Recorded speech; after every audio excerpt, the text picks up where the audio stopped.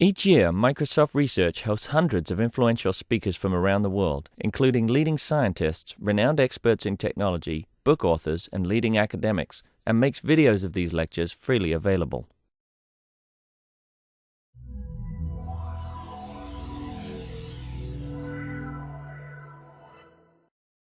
We are so excited to open up SCS 13 this year with our Under the Radar Stories to Insights and to Action session. And in our session, we don't even know what a TALK is because we just tell stories.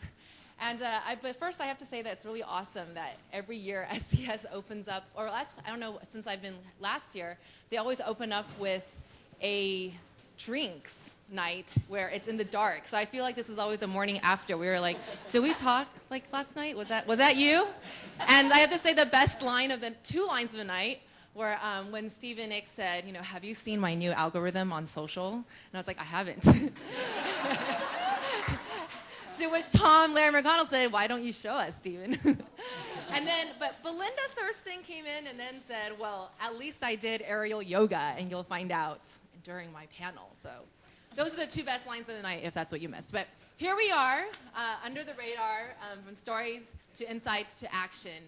And we wanted to bring all these people together because over the last few decades, the public, private, and nonprofit sectors have started to look into the tools and approaches of ethnography. And what is ethnography? It's like, this touchy cultural stuff, it's always a difficult definition. So instead of actually trying to tell you what ethnography is, we wanted to show you what it is. And one of the core things that ethnographers do is that we gather stories. Because without good stories, we can't get to good insights and finally, the action for whatever it is, to develop a good service or product or deployment or advocacy or intervention. But still, it's actually interesting. The idea of actually getting context-specific insights is still really new. Like even in the US, it's still really, really new to be like, hey, what are users doing? Let's go in on the ground and understand their practices first before a full deployment. So one of the things that the companies are starting to realize, and also the private and public sector, is that especially as you expand into new markets or regions, to reach these communities that we're calling under the radar, is that we actually have to work even a lot harder to understand their culture or beliefs, because you can't go as much on intuition, because sometimes intuition does work really well, but sometimes it doesn't. So that's why we wanted to bring together this amazing storytellers for you today who've been working all around the world for the last 10 years trying to understand users' practices on the ground. We're going to start first with Anshao Mina, who I call An.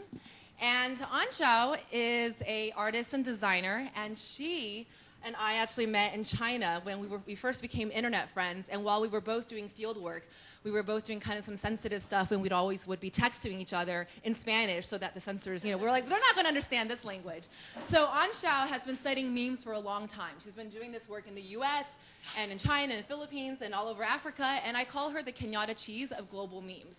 And which a lot of people will understand. And she is going to be speaking at a 3-letter word conference in Edinburgh this June about global memes. And so you should definitely ask her about that. And she's starting a new website called The Civic Beat. But in the meantime, let's hear a story from Anshao about some chickens and goats in Uganda. Good. Great. Thank you, Tricia. Thank you so much for having me here. I apologize. This is my first time presenting some of this emerging research, so I'll be referring to notes.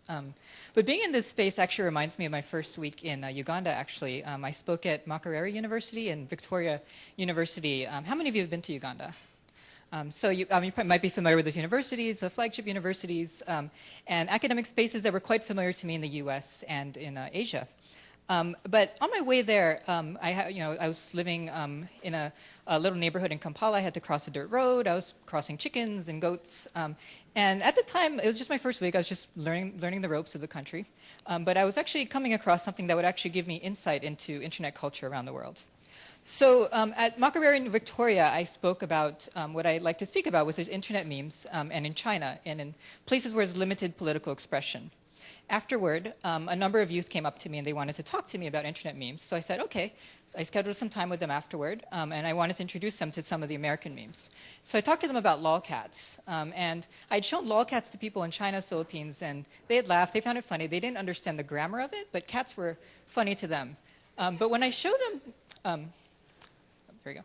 When I showed them pictures of cute cats in Uganda, people just kind of stared at me blankly. And I was like, huh? Is this not funny to you guys? I was showing them the most hilarious grumpy cat. I was showing them long cat. But it just wasn't funny to them. And so I said, okay, I guess this is just not a thing here. But over time, I started adding people on Facebook. I started talking to some humor researchers. Urban Legend Kampala is one of my favorite humor sites in Uganda. And I realized that the funny animals of choice over there are chickens, goats, and often cows.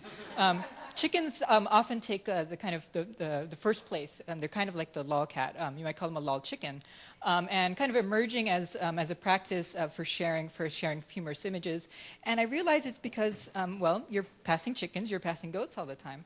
I didn't really see many cats in Uganda, and so the cute animal, the funny animal of choice, became these creatures. And then, as I started to look at internet culture more in Uganda, I started to realize that internet cultures reflect local cultures. The visual vernacular of internet culture, you can see here, you can kind of understand that these are internet jokes. You might call them memes, you might just call them internet comics or humor. The visual vernacular is kind of more or less the same, but the actual content is very particular to a local culture. Even if Ugandans are using Facebook and speaking in English, the actual culture of what they find funny reflects their daily lifestyles. And so over time, many of these jokes started to become funny to me, but only after I was spending 6-7 weeks in Uganda and understanding the lifestyle there. And so in Ethan Zuckerman's cute cat theory, which really quite influenced so much of my thinking about internet culture, one of the first premises is that the Web 2.0 tools exist for sharing pictures of cute cats. Of course, by this he means any kind of mundane activity from cute cats to pornography. But if that theory had been written in Uganda, you might have called it the cute chicken theory. Because what people find cute is, people like to share cute things on the internet. But what people actually find cute is actually very particular to the culture and to the space. And also, as I'm starting to look more closely at memes in Uganda and starting to see what's emerging there, what's really fascinating is that Uganda has, it's an emerging internet culture. About 13% of the population is using the internet at least once a month. So that's about 4 million people. But even within there, you're seeing a lot of commonalities between what's happening in China, what's happening in Philippines, where individuals who have limited political and social expression are using the norms and practices of internet humor to talk about often very serious, difficult issues, whether it's civic infrastructure or political corruption. And so I'm going back in 2 weeks back to Uganda. I'll be looking more closely at this, and we'll be blogging about it. And I'd love to engage in more dialogue. And as they say in the Luganda, which is one of the local languages in Uganda, webale. So thank you. Thank you. Thank you, Ansha.